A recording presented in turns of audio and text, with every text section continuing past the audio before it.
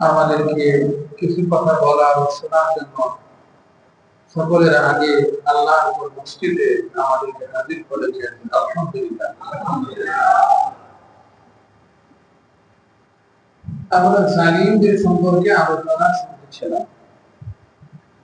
আপনাদের কি মনে আছে জালিম কয় প্রকার? 3 প্রকার। 1 নম্বরে সে সবচেয়ে বড় জালিম যে শিরিক করে। 2 নম্বরে যে পাপ কাজে সদা সর্বদা লিপ্ত থাকে, পাপ কাজ করে, গুনাহ কাজ করে, এই ব্যক্তিও জালিম। 3 নম্বরে জালিম হলো যে অন্যের উপর অত্যাচার করে, অন্য মাখলুকের উপর অন্যায় ভাবে কোনো কিছু বলে করে, তাকে জালিম বলা হয়।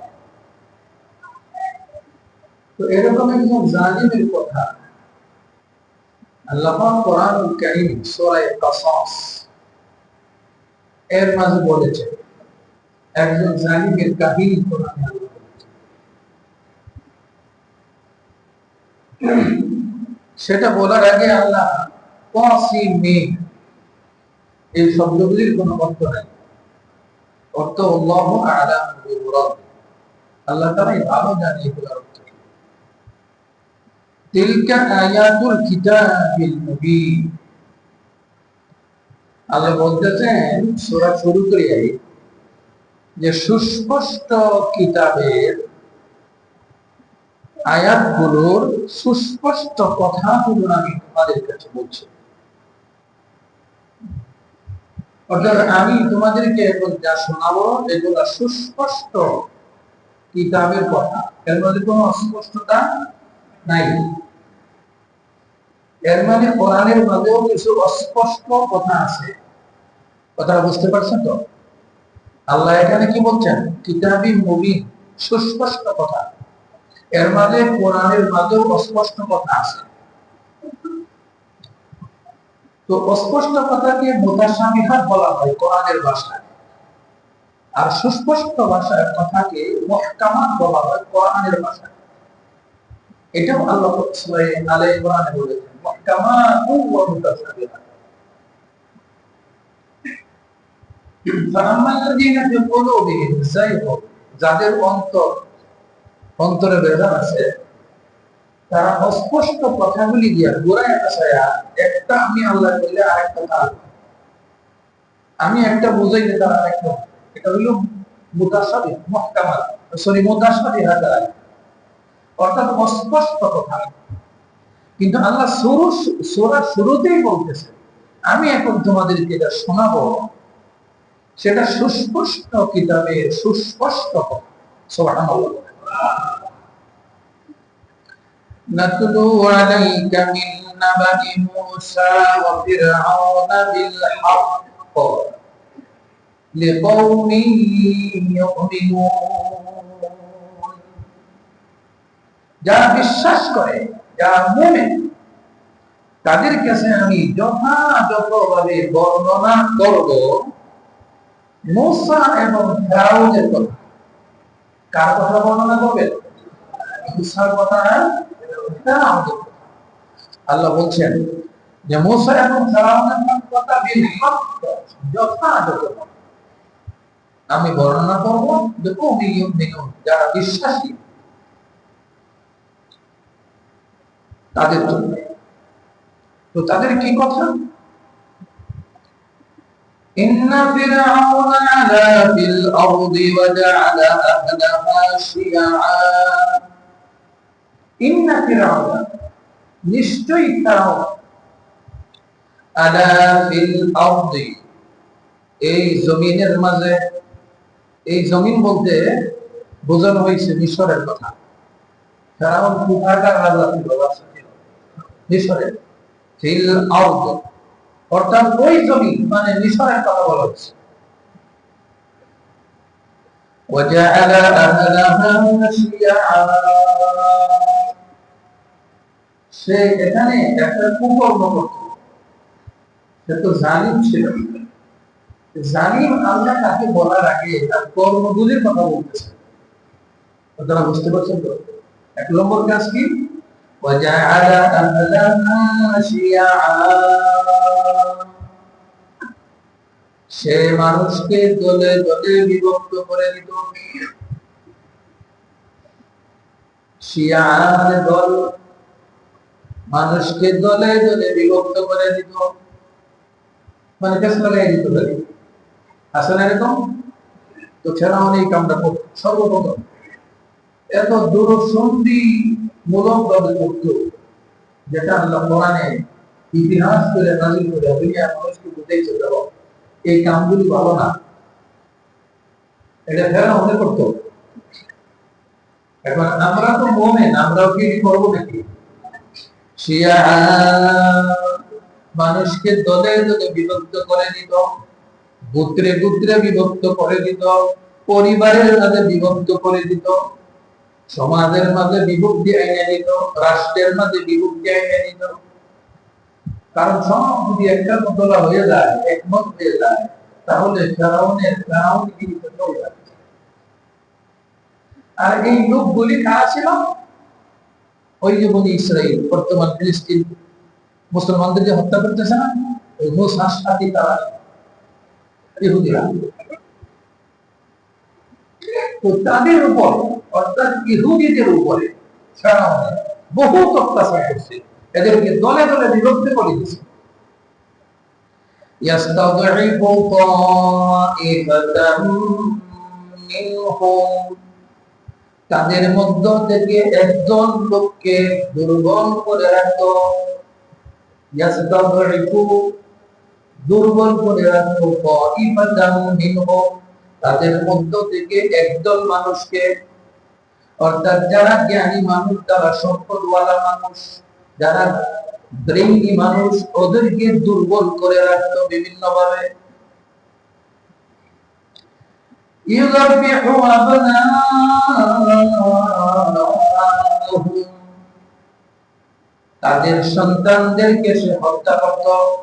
ইউযাবিহু, জবাই করত, আবনাআহুম, তাদের সন্তানদেরকে, অর্থাৎ ইহুদিদের সন্তানদের, মুসা আলাইহিস সালামের উম্মতের সন্তানদেরকে জবাই করত। ওয়ায়াস্তাহি নিসাআহুম, তাদের মহিলাদেরকে ছেড়ে দিত, অর্থাৎ মহিলাদেরকে কোনো কিছু বলতো না, তারা যা ইচ্ছা তা বলতে পারত, যা ইচ্ছা তা করতে পারত, যেটাই ইচ্ছা সেটাই চাইতে পারত, কিন্তু বাধা ছিল পুরুষদের বেলায়। ওয়ায়াস্তাহি নিসাআহুম, সে নিসাদেরকে ছেড়ে দিত।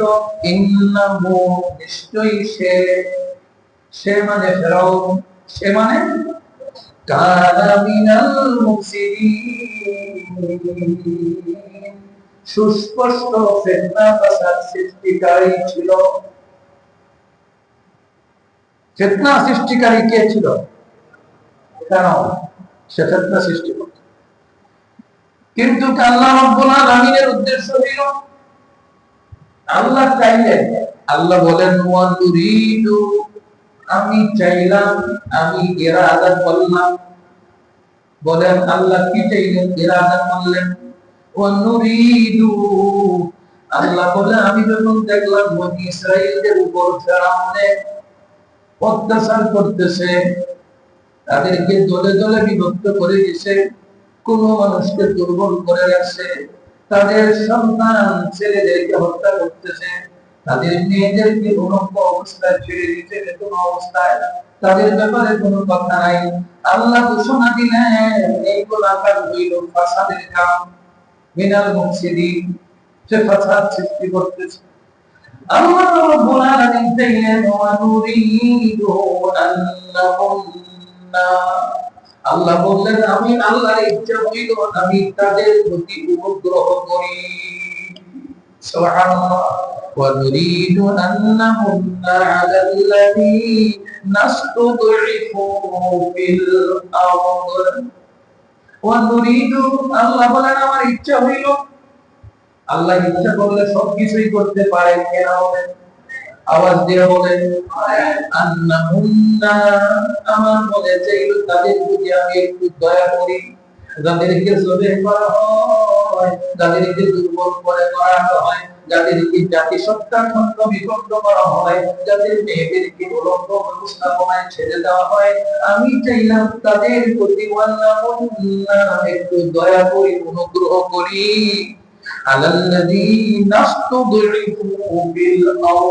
এবং যাদেরকে দুর্বল করে রাখছে ইসরাইলের, ওদের প্রতি আমি একটু অনুগ্রহ করি, একটু দয়া করি। আল্লাহ একটু দয়া করলেই তো হবে না, আর কিছু লাগে?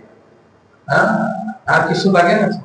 আল্লাহ বললেন যে আমি চাইলাম একটু দয়া করি তাদের উপর, যাদেরকে তারা দুর্বল করে রেখেছে। কি দয়া করলেন?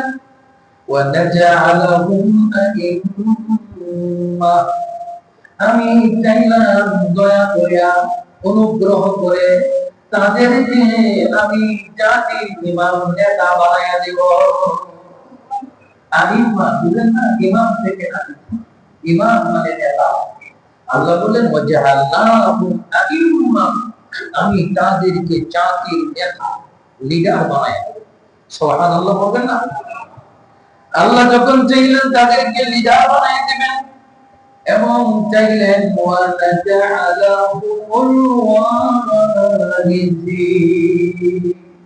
ওয়ারিস বুঝেন না, অংশীদারের ওয়ারিস বুঝেন না? আল্লাহ বলেন আমি তাদেরকে চাইলাম ইমাম বানাই দেব, জাতি মানে নেতা বানাই দেব। ফেরাউন যেমন নেতা, তাদেরকে নেতা বানাই দেব, এমন বড় নেতা বানাই দিব। ফেরাউন যেমন ভূখণ্ডের মালিক, রাজত্বের মালিক, আমি তাদেরকে ওই ভূখণ্ডের ওয়ারিস বানায় দেব। সুবহানাল্লাহ।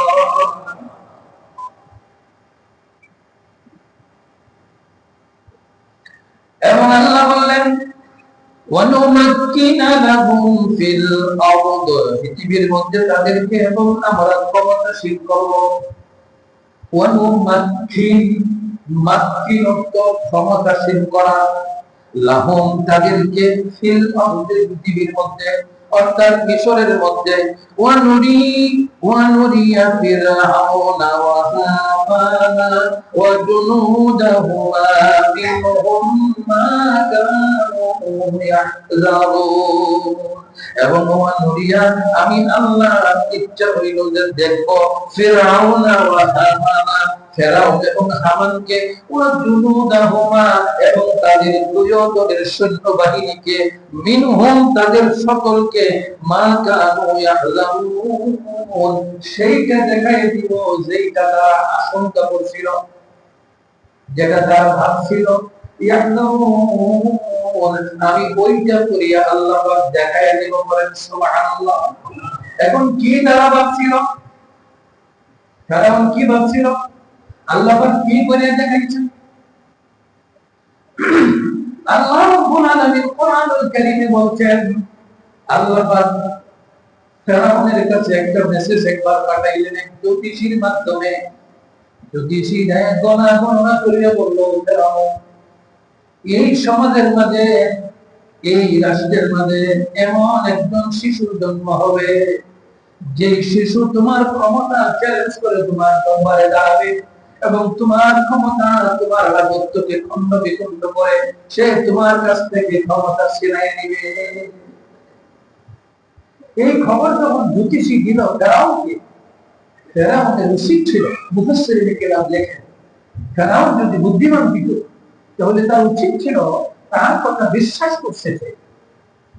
জ্যোতিষীর কথা সে বিশ্বাস করছে, যদি সত্যিকার অর্থে সে বিশ্বাস করতো তার উচিত ছিল সে যদি বুদ্ধিমান হইত যে না, যেহেতু জ্যোতিষী গণাগণ্য বলতেছে আমার রাজত্ব ক্ষমতা থাকবে না, আমি তাহলে আগেই ছেড়ে দিই, তাহলে সে বুদ্ধিমান ছিল। কিন্তু সে জ্যোতিষীর কথা বিশ্বাস করছে, করিয়া উদ্যত শক্তি প্রদর্শন করছে, বলতে আজকে থেকে ঘোষণা করে দিলাম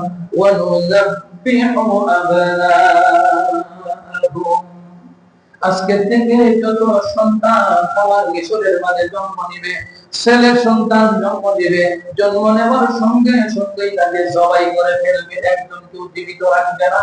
একজনকে জীবিত রাখবে না, কারণ একজন শিশু আমার ক্ষমতার প্রতিদ্বন্দ্বী হয়ে দাঁড়াবে, আমার বিরাট সাম্রাজ্যের প্রতিদ্বন্দ্বী হয়ে দাঁড়াবে। আমি একজন শিশুকে মিশরের জমিনে বাঁচতে দেব না। সবাইকে হত্যা করতে শুরু করলো, নিরপরাধ শিশুকে হত্যা করছে, কারণ তারা মানে জানে না কোন শিশুটা তার প্রতিদ্বন্দ্বী হয়ে দাঁড়াবে। বলছে একজন দাঁড়াবে।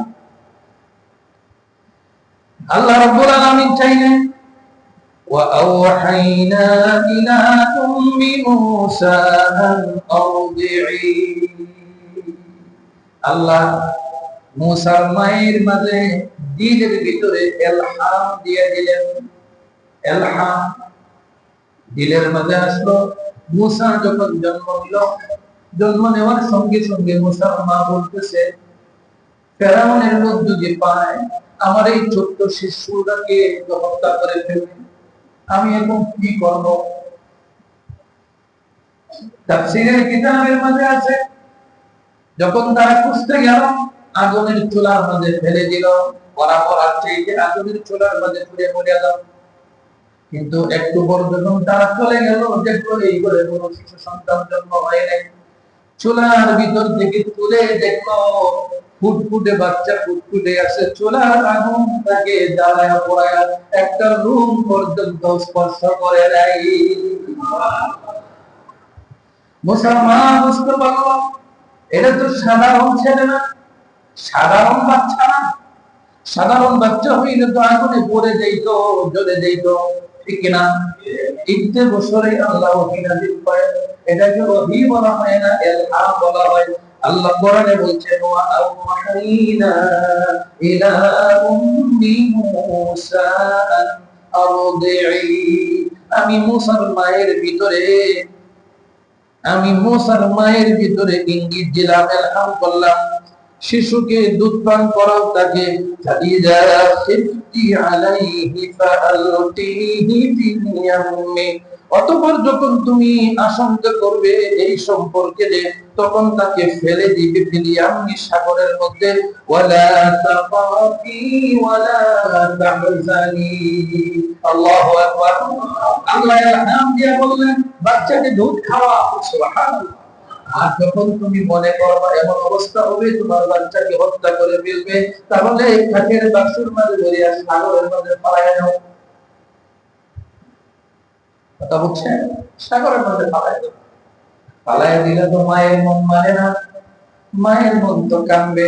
আল্লাহ ওহী দিয়া জানাইলেন ওয়ালা তাখাফি, ভয় পায়ো না, ভয় পায়ো না, তোমার বাচ্চাকে হেফাজত আমি আল্লাহ করব, সুবহানাল্লাহ। ওয়ালা তাহজানি, চিন্তাও করিও না, ভয় পাইও না, চিন্তাই করিও না। ইন্না রাদুহু ইলাইকি ওয়া জাইলুহু মিনাল মুরসালিন, নিশ্চয়ই আমি আল্লাহ রাদুহু ফিরাইয়া দেব, ইলাইকি তোমার কাছে, সুবহানাল্লাহ। আল্লাহ বলতেছে আমি ফিরাইয়া দেব তোমার কাছে, ওয়া জাইলুহু মিনাল মুরসালিন, এবং তাকে নবী বানায়া তোমার কাছে পাঠাইয়া দেব, সুবহানাল্লাহ। মানে আল্লাহ যেখানে ঘোষণা দিছে যে ভয় পাইও না, চিন্তা করিও না, তোমার কাছে যখন পাঠাইবো তখন তারে নবী বানায়া পাঠাইবো, সুবহানাল্লাহ। আর কোন ভয়ের কারণ আছে? চিন্তার কারণ নেই। এরপরে ঘটনা তো আপনারা জানেন, সে ভাসতে ভাসতে ফেরাউনের কাছে গেছে, সৈন্য সামন্তরা উঠায় নিয়ে গেছে, নিয়ে বলছে বাচ্চা খুব সুন্দর, আসিয়ার দিলের মধ্যে দয়া লাগছে, বাচ্চা কাচ্চা নাই। আসিয়া বলছে বাচ্চাটা আমরা পাই, যেহেতু আমাদের বাচ্চা নাই। ফেরাউন বলছে না, এটা করতে গিয়ে বাচ্চা এটা আমার দুশ্মন হইতে পারে। আরে না, এই ছোট বাচ্চা তোমার কি দুশ্মনী করবে? ছোট বাচ্চা না, এতো লড়তে পারে না, চলতে পারে না, কথা বলতে পারে না। আচ্ছা যাও, যখন তোমার দুশ্মনী করে তখন তুমি বাইরে পাবো। জামাই বউয়ের একটা বুঝ আছে না, জামাই বুঝ মানে ঠিক আছে, এই বাচ্চা কি করবে? সারা দুনিয়ার কেউ কিছু আমাদের করতে পারে না, বাচ্চা কি করবে? আচ্ছা তা বুড়ির শখ হয়েছে একটা বাচ্চা করতে পেলে পালছে, পালার পরে তো অনেক আগে বাড়ির ঘটনা।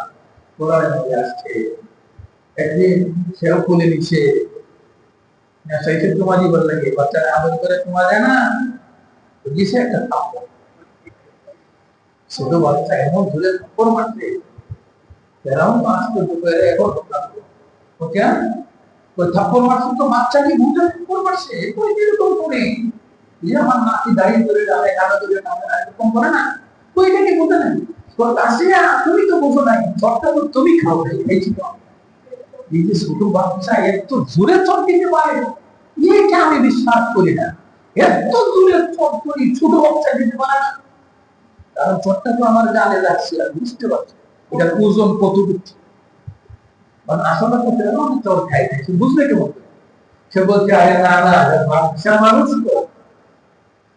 তো না না এটা আমার বিশ্বাস নাই এই আমার দুশ্মন হবে কারণ চর একটা স্পিরিট যে পাওয়া এটা বলতেছে এটা তার শক্তি না এটা আমার বিশ্বাস নাই আসিয়া বলে না এটা তোমার মনের ব্যাপার না মনের কল্পনা এরকম একটু থপর মারছে লেগে তুমি থাপড়ে গেছো এটা মানুষের শুনলে কি বলবে তুমি বলো এই দুনিয়ার রব তুমি বলো এই দুনিয়ার মাহবুব তুমি দুনিয়ার শ্রেষ্ঠ বাচ্চা এটা মানুষের মধ্যে লজ্জা পাবে না তুমি এটা বাচ্চার তো তুমি সহ্য করতে পারবে না কথা তো ঠিক এটা বন্ধের না এটা বলে তো লজ্জা হবে এখন আর দুনিয়ার মানুষের কথা জানে না জানে জানে না এটা সরকে দিতে জানে না কিন্তু হ্যাঁ কইছে না এটা তোমাদের আর বললে তো সরম হইব না ছোট বাচ্চা এত বড় এত তুমি সহ্য করতে পারবে না তাহলে একটা কাজ কর সে যে বুঝে না এটা একটা পরীক্ষা হইল সেরকম বলতে যে পরীক্ষা আমার ছোট বাচ্চা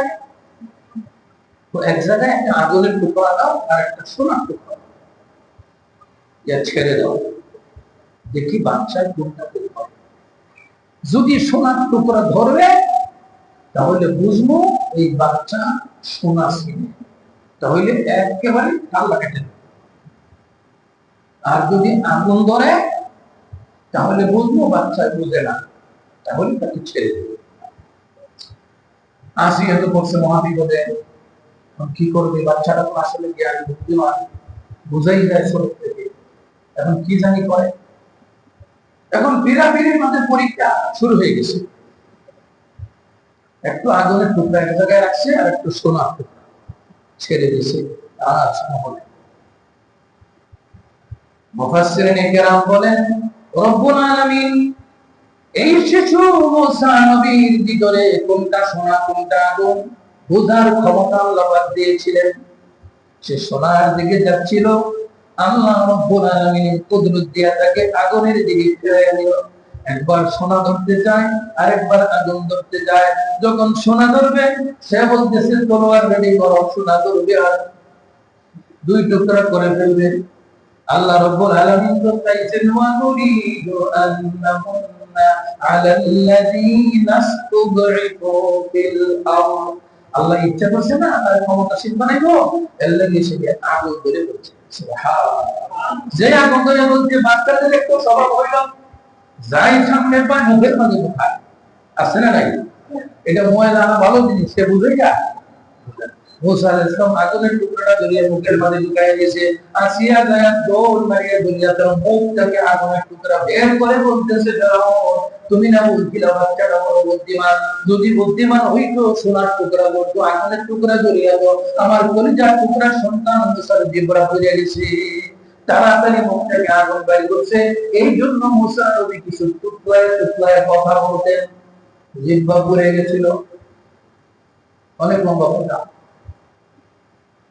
তো পরীক্ষায় পাশ করলো মুসা আলাইহিস সালাম তো যাও এত ঠিকই আছে বুঝছে না আসলে মুসা ঠিকই বুঝছে আল্লাহ পাক মুসাকে টিকায় রাখার জন্য ওই আগুন ধরায় মুখে খাওয়ায় তাকে বাঁচায় দেয়া আল্লাহ চাইছে না আমি যে উদ্দেশ্য করছি হে দুনিয়ার বড় জালিম তুমি এত বড় দুনিয়ার জালিম আছো তোমার কেউ কিছু করতে পারে না শিশুদের মধ্য থেকে আমি একজন শিশু তৈরি করে এই শিশুর মাধ্যমে তোমার জুলুমকে আমি ধ্বংস ওদের করছে কি করছে না কে বলেন করছে কি করছে না এই মুসা আলাইহিস সালামের কাহিনী তো আপনারা জানেন তো ওই মুসার কথা